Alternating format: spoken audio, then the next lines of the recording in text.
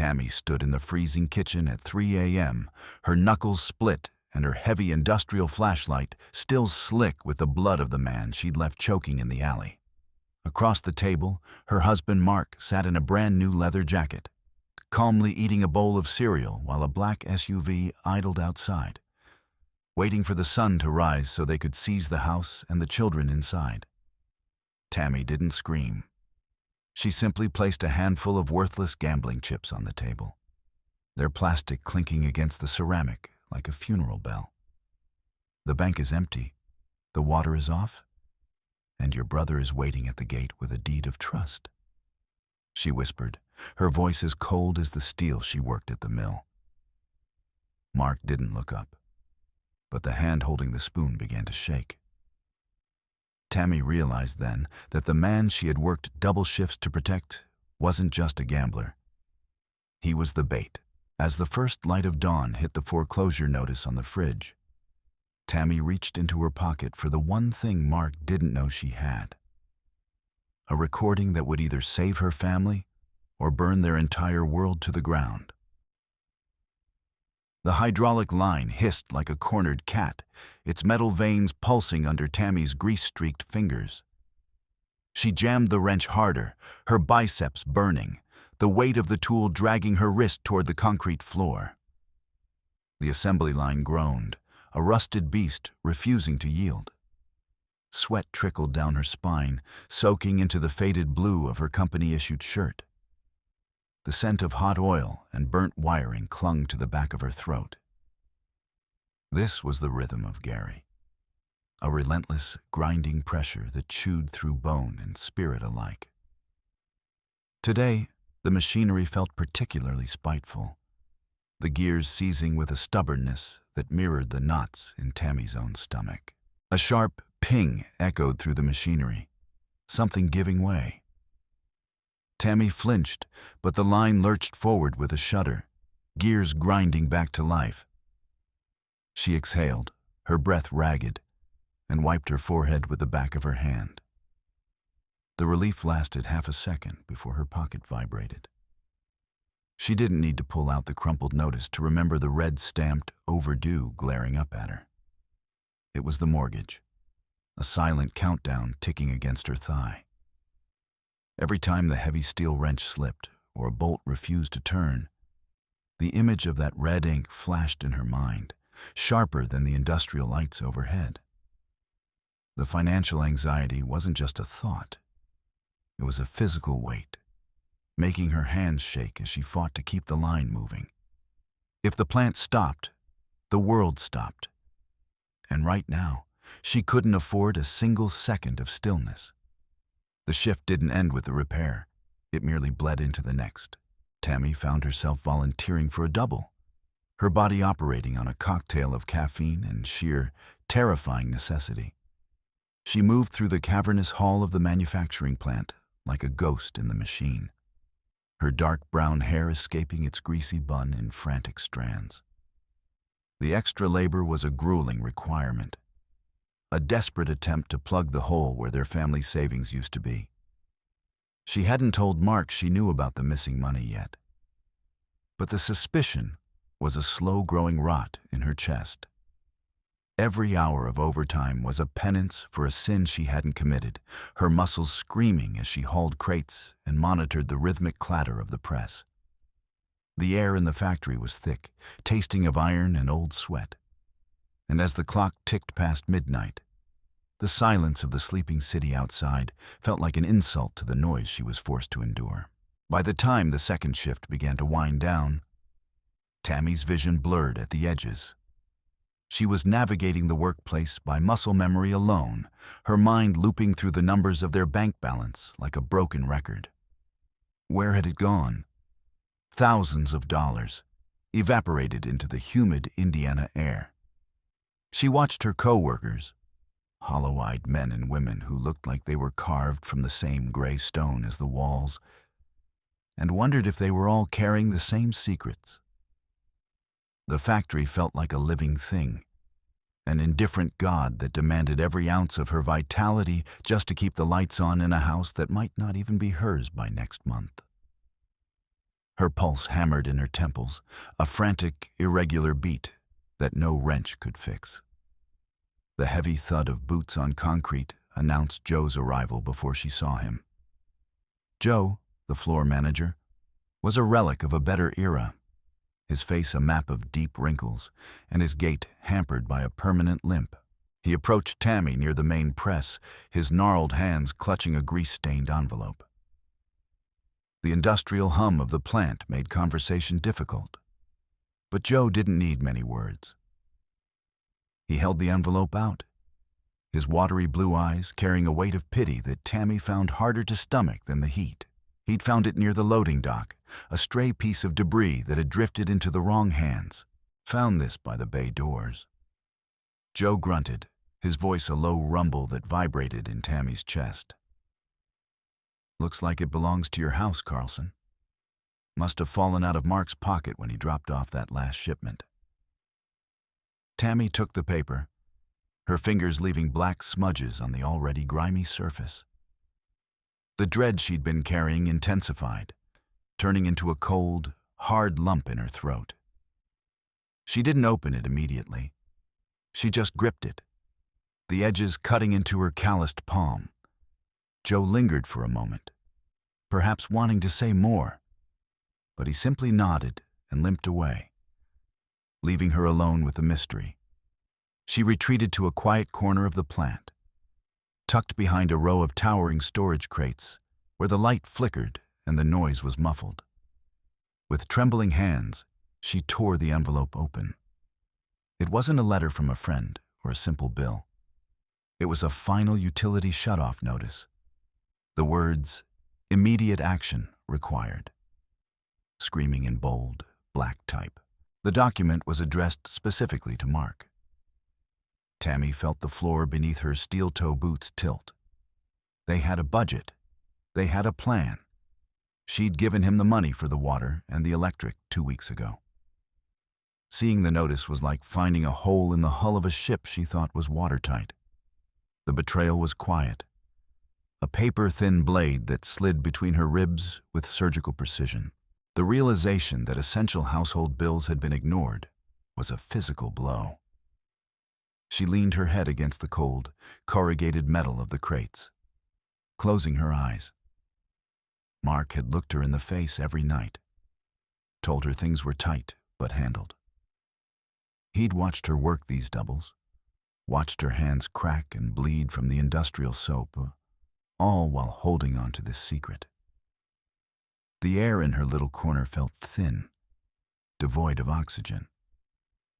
She wasn't just tired anymore. She was vibrating with a new, dangerous energy. The dread wasn't a shadow. It was the entire room. During her scheduled 15-minute break, Tammy didn't go to the vending machines. She stood in the cramped, fluorescent-lit break room, the scent of stale coffee and cigarettes clinging to the plastic chairs, and dialed the bank. Her heart performed a frantic dance against her ribs as she navigated the automated menu. When a human voice finally joined the line, Tammy's own voice was a rasp, a sound forced through a throat tight with terror. She asked for the balance on their joint checking account, her knuckles cracking as she gripped the receiver. "I'm sorry, Mrs. Carlson," the representative said, her tone professionally detached. "The current balance is zero. In fact, there's an overdraft fee pending from yesterday." Tammy didn't hang up. She just let her hand drop, the phone dangling by its cord. Zero. The word echoed in the small room, louder than any machine on the floor. Mark hadn't just missed a bill. He had gutted them. He had reached into the heart of their survival and pulled the plug. She stood there, processing the shock of total financial betrayal, while a coworker laughed at a joke on the television in the corner. The world was continuing to turn, but Tammy felt like she had been ejected from its orbit. The shift finally ended, but the darkness of the employee parking lot offered no sanctuary. The air was sharp, carrying the metallic tang of the nearby steel mills. and the orange glow of the sodium lamps cast long, sickly shadows across the cracked asphalt. Tammy walked toward her beat-up sedan, her bag slung heavy over her shoulder, when the silence was shattered. A figure lunged from between two rusted trucks. A man in a stained hoodie, his eyes wide with a frantic, hollow desperation. He reached for her purse, his fingers snagging the strap with a jerk that nearly pulled her off her feet. He was a laid-off worker. She could tell by the way he moved. Not a professional thief, but a man driven mad by the same system grinding her down. But Tammy had no room left for empathy.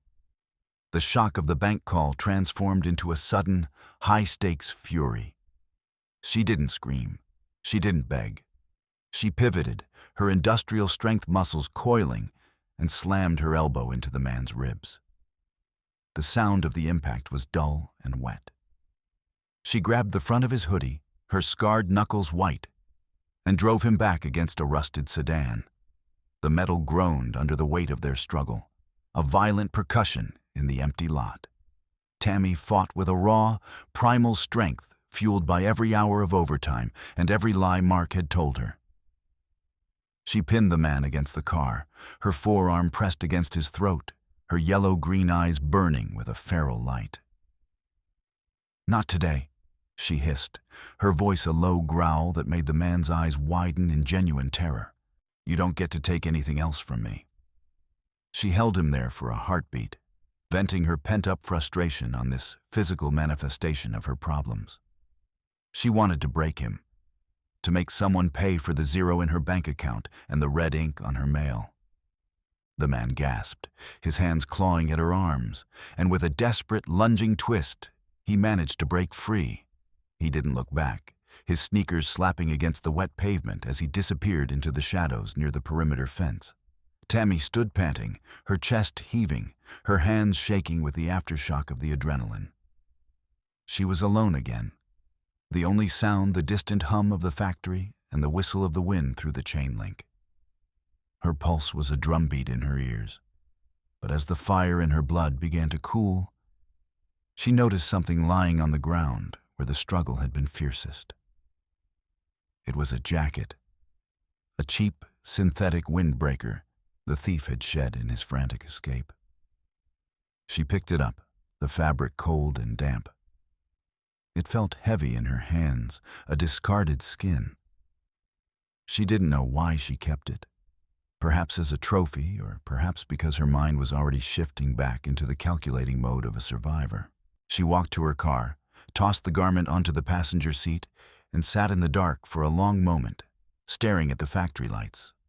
The world was trying to rob her blind, and she was just starting to realize how many people were in on the job. Under the dim dome light of her car, Tammy began to search the pockets of the discarded jacket.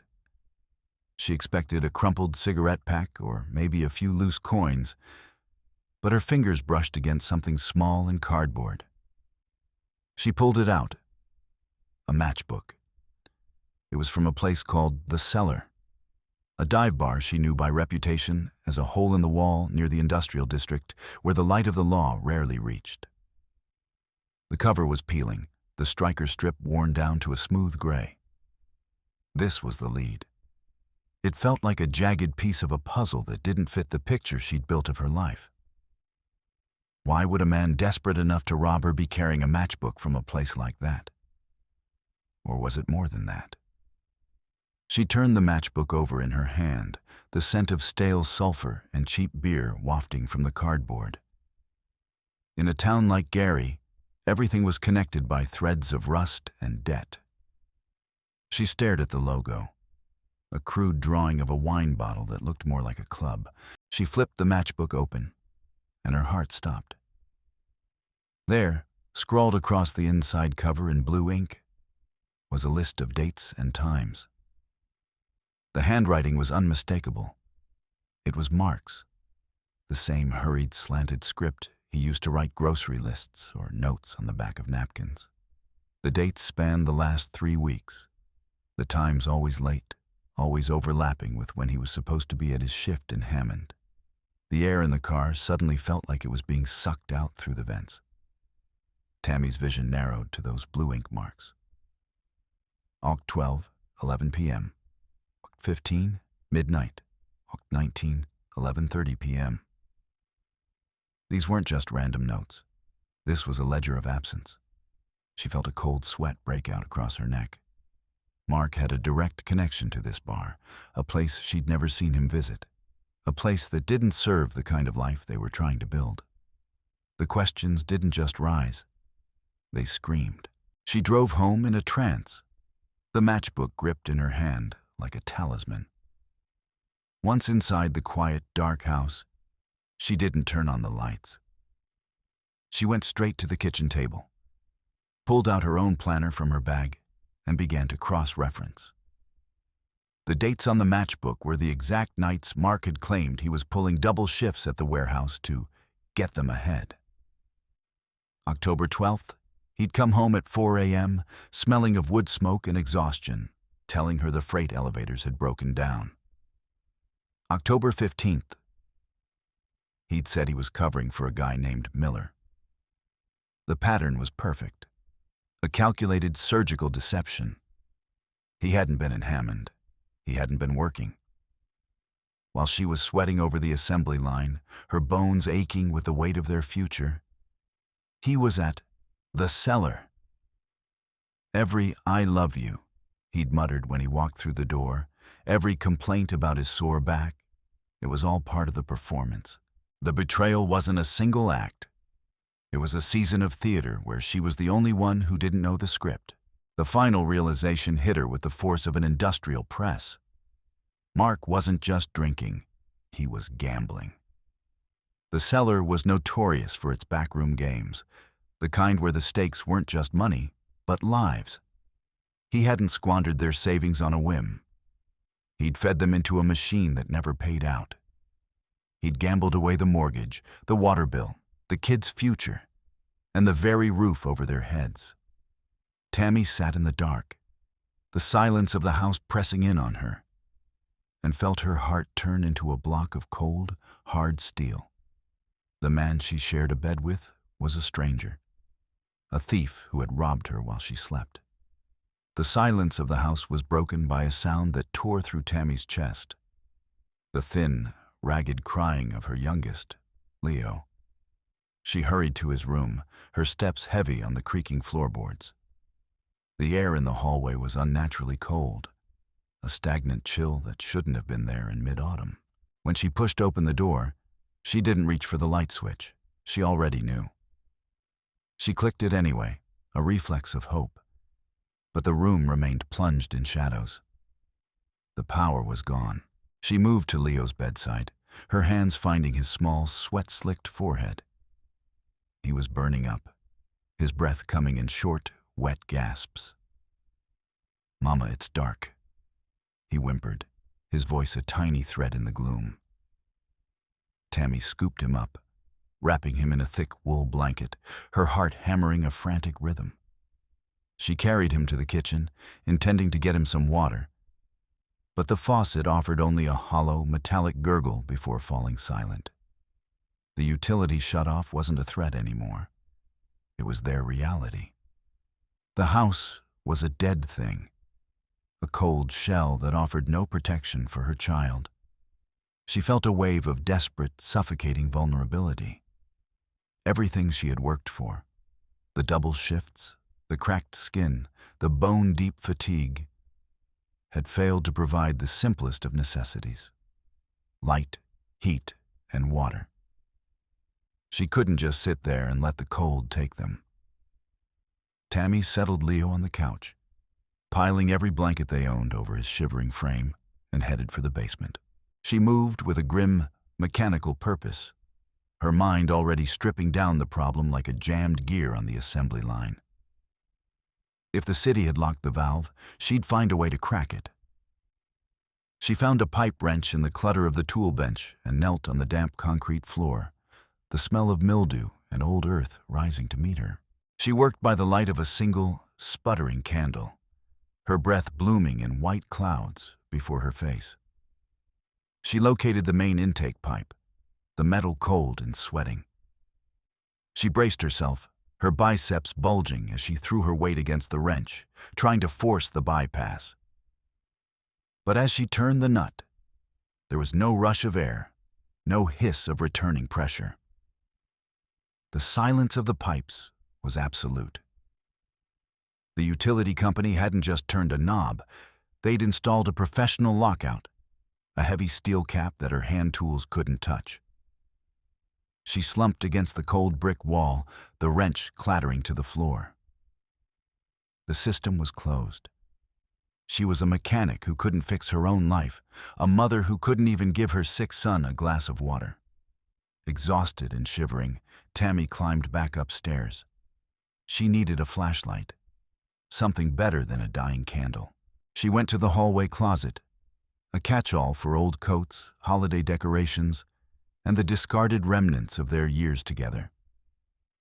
She shoved aside a pile of moth-eaten blankets, her hands searching the dark corners for the heavy maglite she usually kept there.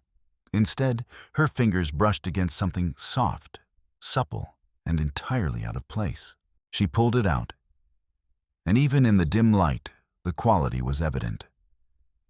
It was a brand new, expensive leather jacket, the kind sold in the high-end shops downtown that she only ever walked past. The leather was thick, smelling of expensive tanning oils and luxury.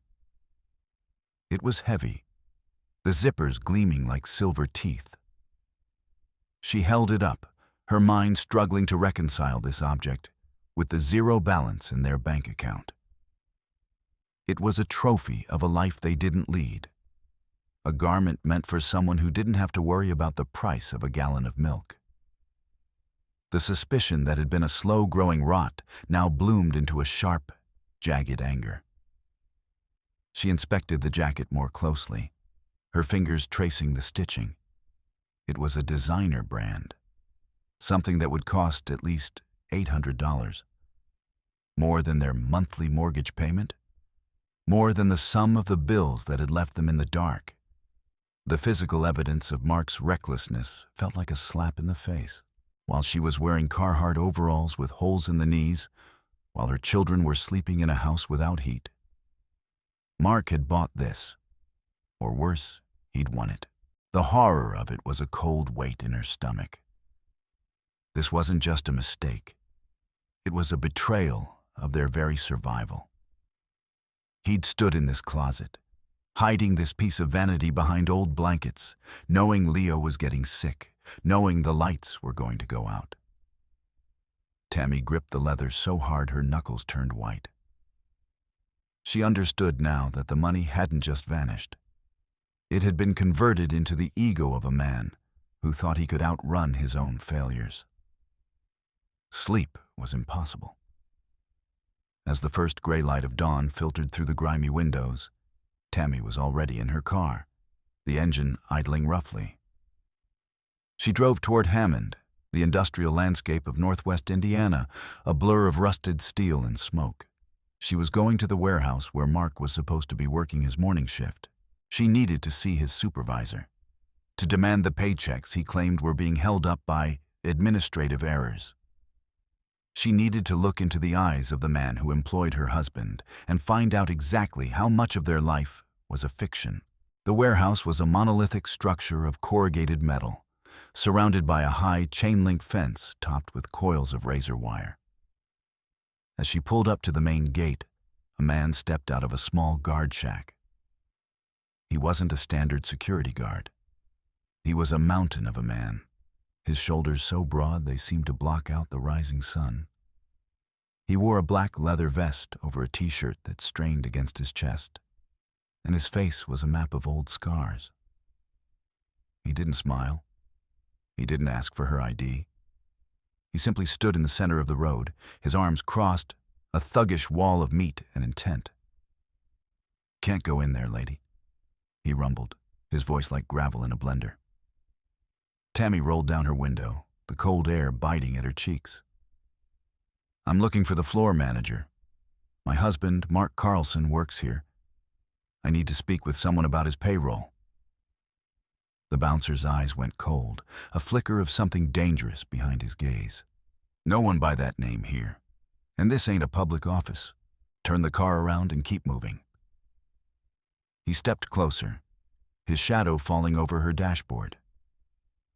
Tammy realized with a jolt of terror that this wasn't a legitimate place of business anymore. The warehouse had been hollowed out, replaced by something that required this kind of muscle to guard its gates. The bouncer didn't wait for her to comply. When she didn't immediately shift into reverse, he reached out and slammed his hand onto the hood of her car, the metal denting under his palm. "I said move," he barked. Tammy felt a surge of panic, but beneath it, the industrial fury she'd discovered in the parking lot began to simmer. She began to back away, but the man didn't stop. He walked toward her car, his pace deliberate, his eyes locked on hers. As she reached the edge of the access road, a black SUV roared to life from behind the guard shack. It swung around the bouncer and began to bear down on her, the driver's face obscured by tinted glass.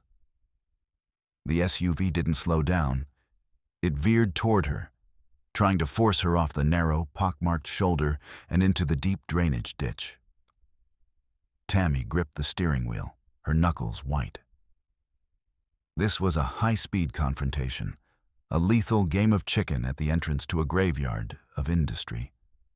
She realized the bouncer and the driver were willing to kill to keep the secrets of that warehouse buried. Her heart was a frantic bird in her chest, but her hands were steady. She saw the opening. The main gate was still slightly ajar from the SUV's exit. She didn't reverse.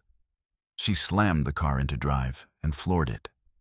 The engine screamed, the old sedan lunging forward with a desperate burst of speed.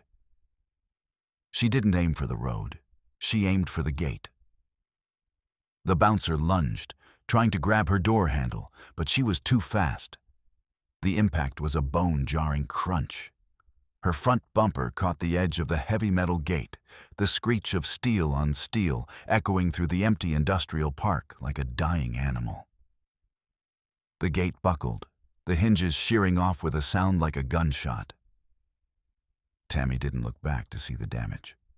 She tore through the opening, her car fishtailing on the loose gravel, and sped away from the warehouse. Her adrenaline was surging, a hot, electric current that made her teeth ache. She'd broken the perimeter, and in doing so, she'd confirmed everything. Mark wasn't working in a warehouse. He was working in a cage. She made it 3 miles before the car began to fail. A thick plume of white steam erupted from under the hood, obscuring her vision. She managed to limp the vehicle into a dilapidated roadside station, the engine sputtering and dying just as she rolled to a stop near the rusted pumps. She climbed out, her legs trembling, and popped the hood. The radiator was hissing violently, a jagged tear in the metal from the impact with the gate. She stood there in the cold morning air, the steam curling around her like a shroud, and finally let out a ragged, broken sob. She was stranded, her car was ruined, and the world she had built was a pile of ash. She leaned against the fender, her head in her hands, trying to process the violent events of the morning. She had gone looking for the truth, and it had tried to run her over. The silence of the station was absolute, save for the rhythmic hiss-drip of the dying radiator, a sound that felt like the ticking of a clock she couldn't stop. "Tammy? That you?" A voice, thin and raspy, cut through her despair. She looked up to see a man stepping out of the small convenience store, a plastic jug of coolant in his hand. It was Bill, an old acquaintance who had worked with Mark back when things were still real. He looked older, his face sallow, his eyes carrying the same haunted look she saw in the mirror. He walked over, eyeing the damage to her car. "Hell of a dent you got there. You okay?" Tammy wiped her eyes with the back of her hand, her voice a cracked whisper. "I'm fine, Bill. I was looking for Mark at the Hammond place. They wouldn't let me in." Bill paused, his expression shifting from concern to a grim, heavy pity. He set the coolant jug down on the pavement. Tammy. Mark ain't been at the warehouse in months. He was fired back in July, caught him skimming from the loading bay. They didn't press charges, just tossed him out on his ear. The words hit her like a physical blow, more devastating than the bouncer's hand or the SUV's fender. He'd been fired for theft. 3 months of lies. 3 months of him pretending to go to work every morning, kissing her goodbye while their lives fell apart. The revelation was a cold, sharp blade. While she was sweating for every penny, while she was worrying about the mortgage and the kids' shoes, Mark had been a ghost. He'd maintained a complex daily charade, the lunch pail, the work boots, the stories about the guys on the floor. It was a calculated, long-term deception that required him to watch her suffer every single day and do nothing. She felt a profound sense of betrayal that transcended money. He had stolen her reality. She reached into the back seat and pulled out the leather jacket, holding it up like a piece of evidence. Then where did he get this, Bill? He's got no job, but he's got this. Bill looked at the jacket, his eyes narrowing. That's a marker jacket, Tammy. The guys at the cellar use 'em. It ain't a gift, it's collateral. If you can't pay your debt, they give you one of those to wear so everyone knows who you owe. It's a walking IOY. The truth was, finally, horribly clear. Mark wasn't just gambling. He was owned. He was deeply entangled with criminals who marked their territory with luxury hides. Tammy stood by her ruined car, the leather heavy in her hands, and realized she wasn't just fighting for her house anymore. She was fighting for her life. The drive back from the roadside station was a blur of gray asphalt and mounting dread. Tammy's car groaned with every turn, the temporary patch on the radiator holding by a thread of luck and duct tape. As she turned onto her street, her heart lurched. A black SUV, the same one or another just like it, was idling at the curb directly in front of her house. The tinted windows were like dead eyes, reflecting the fading afternoon light. She slowed down, her breath hitching. A man in a sharp, slate-gray suit stepped out of the vehicle. He didn't look like a thug. He looked like an accountant. But there was a cold, clinical precision to his movements that was far more terrifying. He held a high-end digital camera, the long lens pointed toward her front yard. Click, click. He was taking high-resolution photos of Leo and his sister Sarah, who were playing a listless game of tag in the dirt. It was a new level of surveillance, a silent threat that the debt had moved beyond money and into the blood. Tammy felt a surge of protective fury so intense it made her vision go red. She didn't even park the car properly. She jammed it into gear and leaped out before the engine had fully died. She marched across the sidewalk, her work boots heavy on the concrete, her voice a low, dangerous vibration. "What the hell do you think you're doing?" The man in the suit didn't flinch. He lowered the camera, his expression one of polite indifference. "Just documenting the assets, Mrs. Carlson," he said, his voice smooth and devoid of empathy. "I represent a group of private investors. They've purchased the outstanding liabilities of your husband, Mark. Since he's defaulted on the payment schedule, we're preparing for a transition of ownership. By dawn, this property will be vacated, one way or another." The words were a death sentence. The investors weren't the bank. They were the monsters who lived in the shadows of the bank.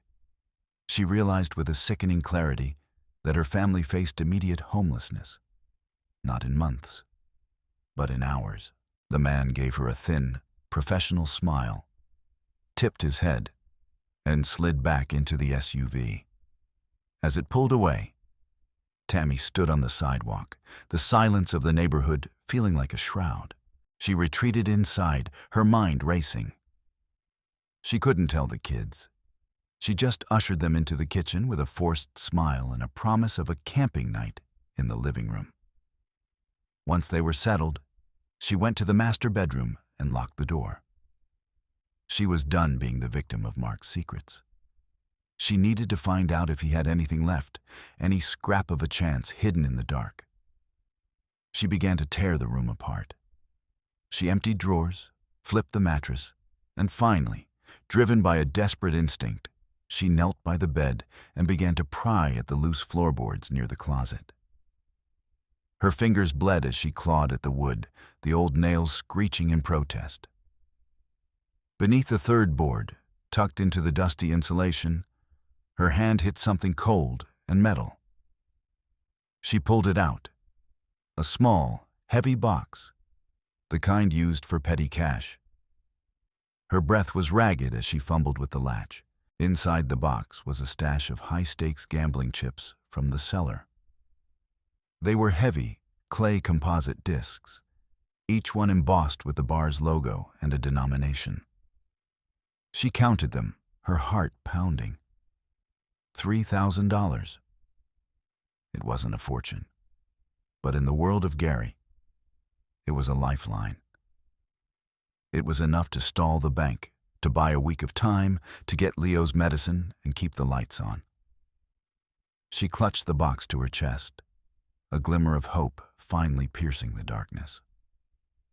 She didn't know if they were live, but she was going to find out. She didn't wait for Mark to come home. She called her neighbor, Mrs. Harris, and asked her to watch the kids for a few hours, inventing a story about an emergency shift at the plant. Then she climbed back into her damaged car and headed for the industrial district. The sun had long since set, and the city was a landscape of deep shadows and flickering neon. She was racing against the dawn, her eyes fixed on the road, the metal box of chips sitting on the passenger seat like a ticking bomb. She reached the industrial district, where the warehouses loomed like sleeping giants. The cellar was tucked into a narrow alleyway, its entrance marked only by a single, dim red light. She parked a block away and walked, her hand inside her jacket, gripping the heavy industrial flashlight she'd taken from her tool belt. As she turned into the alley, she saw them, two professional enforcers standing guard at the basement entrance. They were wiry men in dark jackets, their eyes scanning the darkness with a practiced, predatory ease. They stepped forward, blocking her path. "Bar's closed, lady," one of them said, his voice flat. "Private party." Tammy didn't back down. She held up the metal box, the moonlight catching the edge of the lid. "I have 3,000 in chips. I need to cash them in, now." The enforcers exchanged a glance, a slow, ugly realization dawning on their faces. They didn't see a customer. They saw an easy target. "How'd a girl like you get those?" the second one asked, stepping closer. "Those are Mark's, and Mark owes a lot more than $3,000.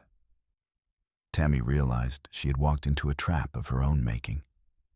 The enforcers didn't want to talk anymore. One of them lunged, his hand snapping out to grab the metal box. Tammy pulled back, but the second man was faster. He stepped behind her and grabbed her by the throat, his arm a thick bar of muscle that cut off her air. He pinned her against the rough brick wall, the scent of stale tobacco and sweat overwhelming. "Just give us the box, honey," he hissed into her ear. "Make it easy on yourself."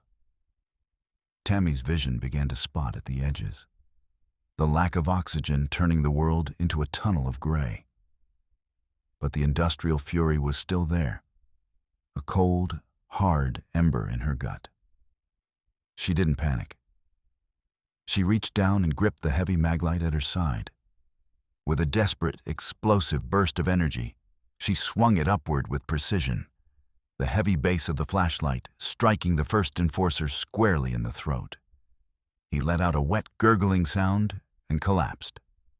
The man holding her flinched, his grip loosening for a fraction of a second. It was all she needed. She kicked back with her steel-toe boot, catching him in the shin, and bolted toward the basement stairs. She burst through the heavy metal door at the bottom of the stairs, her breath coming in ragged, painful gasps. She expected to see the cage, the fortified window where the money changed hands, and a manager ready to be blackmailed or bargained with. Instead, she was met with a scene of total, silent devastation. The basement office was in ruins. Furniture was overturned, files were scattered like snow across the floor, and the heavy safe in the corner stood wide open, its contents gone. Tammy stood in the center of the chaos, the metal box of chips still clutched in her hand. A wave of cold, paralyzing panic washed over her. This wasn't just a robbery. This was a liquidation. She looked toward the office door and saw it. A bright orange notice of seizure, stamped with the seal of the Indiana State Police. The raid had happened hours ago. The illegal gambling den had been gutted by the law. She walked to the manager's desk, her legs feeling like lead. She set the box down and opened it, looking at the $3,000 in chips. They were beautiful, heavy, and completely worthless. With the bar shut down and the assets seized, they were nothing more than plastic tokens, colorful mementos of her husband's failure. The liquid cash was gone, the investors were still coming, and she had nothing left to offer them. Her eyes drifted to the papers scattered on the floor. Among the racing forms and debt ledgers, a legal-sized document caught her eye. She picked it up, her hands trembling as she read the heading. Secondary Private Deed of Trust. It was for her address, her house. Mark hadn't just gambled their savings. He had signed over the legal ownership of their home to a local loan shark as additional security for his mounting debts. The betrayal was total. He had sold the very ground beneath their children's feet. Tammy stood alone in the ransacked basement, the weight of the double cross crushing her, realizing she was trapped in a nightmare with no exit. The drive home was a funeral procession for her old life. Tammy pulled into the driveway at 3 a.m., the world hushed in that eerie pre-dawn stillness that precedes a storm. The house was still dark, a silent monument to her failure. She walked through the front door, her body feeling like it was made of lead, and stopped dead in the kitchen doorway. The lights were back on. The utility company must have been paid by the investors to facilitate the seizure. Mark was sitting at the small, round kitchen table. He was wearing a clean shirt, his hair combed, and he was calmly eating a bowl of cereal. The rhythmic clink of the spoon against the porcelain was the only sound in the room. He looked up and smiled, a casual, easy expression that made Tammy's blood turn to ice. He looked like a man who didn't have a care in the world, while her youngest child was sick in the next room and their home was being stolen. The emotional detachment was more than an insult. It was a psychological assault. "Hey, Tam," he said, his voice light. "You're home late. Shift run long?" Tammy didn't answer. She just stood there, the secondary deed of trust crumpled in her fist. She looked at the milk in his bowl, the way he crunched his flakes, and felt the last shred of her marriage dissolve. This was the trash chute moment. The realization that the man she had loved was a hollow shell, a parasite who had fed on her strength until there was nothing left. She walked to the table and dropped the deed in front of him. "I was at the cellar, Mark, or what's left of it." The spoon stopped midair. The easy smile faltered, replaced by a flicker of the old, familiar cowardice. "Tammy, I can explain. I was trying to get us ahead. I just had a bad run." "Shut up," she said, her voice a low, dangerous rasp. "I don't want your explanations. I found the deed. I know you sold the house. I know you haven't had a job in 3 months." She watched him deflate, his shoulders slumping, the cereal bowl forgotten. But there was no remorse in his eyes, only the frantic, calculating look of a cornered animal. A cold surge of survival instinct took over Tammy's mind. She realized she couldn't save him, and she didn't want to. She only wanted to save the four walls around her children. She abandoned every hope of reconciliation, her heart hardening into a tool of pure utility. She went to the hallway and grabbed the leather jacket she'd taken from the closet. She began to search it again, not for money this time, but for anything she might have missed. In the lining of the inner pocket, her fingers hit a small, hard rectangle. She pulled it out, a slim digital recorder. She hit play, and the kitchen was filled with the sound of Mark's voice, muffled but clear, talking to another man. "Look, Danny, I'm telling you, the plant's safety reports are a joke. My brother-in-law handles the inspections. We can skim the maintenance budget for months and no one will notice. Just give me another week on the house debt." Tammy's breath caught. The other voice, smooth, cold, and authoritative, responded with a laugh. "You're a piece of work, Mark. Your own family's house. Fine, 1 week. But if the inspector doesn't sign off on the new equipment bypass, the deal's off." Tammy felt a jolt of recognition. The loan shark's voice, it was familiar. It was the brother of the Gary plant's safety inspector, a man she saw every day. The connection was a lightning strike in the dark. The exploitation of her family wasn't just a series of bad bets. It was a calculated, local operation involving the very place she worked. Mark had been trading the safety of her co-workers and the title of their home for more time at the table. She looked at Mark, who was staring at the recorder as if it were a venomous snake. "You were selling out the plant," she whispered. "You were selling out my life." She didn't wait for his response. She grabbed her car keys and the recorder. She drove back to the factory, the morning light beginning to bleed into the sky. She went straight to the safety inspector's office, a cramped, windowless room near the loading docks. She didn't knock. She burst in to find the inspector, a man named Miller, nursing a cup of coffee and looking at a stack of falsified reports. She played the recording. Miller's face went from pale to a sickly, mottled gray. He looked at the recorder, then at Tammy, his hands shaking so hard the coffee spilled onto his desk. "Where did you get that?" he gasped. Tammy leaned across the desk, her face inches from his. "It doesn't matter. What matters is that your brother is the loan shark holding the deed to my house. And this recording proves you're both part of a criminal conspiracy to defraud the company. You're going to call him, right now." She trapped him in his own office, using the evidence of his professional misconduct as a high-stakes lever. She wasn't a mechanic anymore. She was an executioner. The blackmail was surgical. She demanded that Miller force his brother to void the private deed of trust immediately.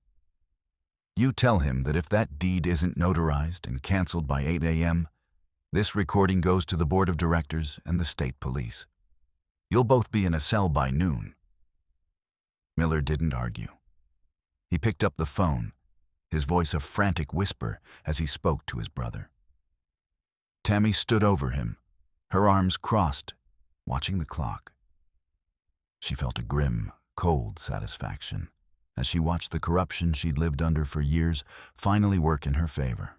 2 hours later, Miller handed her a thick, notarized envelope. Inside was the cancellation of the private deed of trust, stamped and signed. The loan shark's claim on her home was neutralized. She had secured the legal document that ensured her children wouldn't be on the street by dawn. It was her first major victory. A jagged piece of justice carved out of a world of rust. She walked out of the office without a word, the paper clutched in her hand like a shield. But the final revelation was waiting for her at home. As she walked through the door, She saw a photo on the mantel she'd ignored for years. Mark and his cousin Danny at a fishing trip. She looked at the face of the man who had been the lone shark on the recording. It wasn't a cousin. It was Mark's own brother, a man who had moved away years ago and changed his name. The betrayal was an internal family plot. Mark and Danny had conspired to steal the house title, intending to flip the property and split the profit, leaving Tammy and the kids with nothing. The debts were a fiction designed to impoverish her and force her out. The confrontation in the living room was cold, quiet, and final. Tammy didn't scream. She simply presented Mark with a legal document she'd had a paralegal friend draft weeks ago when she first suspected the missing money. A total relinquishment of his rights to the property. "Sign it," she said, her voice a flat, dead thing. "Or I take the recorder to the police and your brother's boss. You'll go down for conspiracy, theft, and fraud. You'll never see the kids again." She stripped him of his legal standing, his family authority, and his dignity in one clean motion. Mark looked at the paper, then at the hard, yellow-green eyes of the woman he'd tried to ruin. And he signed. She wasn't done. She presented him with a second paper, a strict labor contract. "You're going to work, Mark. A real job. Every cent of the savings you drained, every bill you missed, you're going to pay it back to this house. You'll live in the basement. You'll eat what I give you. And if you miss a single payment or tell a single lie, I'll have you in handcuffs before you can blink." She assumed total control, turning the man who had tried to make her a victim into a servant of the debt he had created. As the sun finally rose over the Gary manufacturing plant, casting a long golden light over the smoke and the steel, Tammy stood on her front porch. She was exhausted, her bones ached, and her heart was a block of cold, industrial steel. But she had secured the four walls for her children. She had navigated the financial ruins and come out the other side, not as a wife or a victim, but as a survivor. She walked through the factory gates just as the morning whistle blew, its shrill cry echoing through the city. The heat of the mill rose to meet her, the scent of hot oil and grinding metal familiar and grounding. She took her place at the assembly line, her thick-knuckled hands gripping the heavy steel wrench. The world was still a hard, indifferent place. But Tammy Carlson was no longer dodging the blows. She was the one holding the tool. She was the head of her household, the master of her fate, ready to rebuild her life on her own terms in a town that had forgotten the meaning of hope. The end.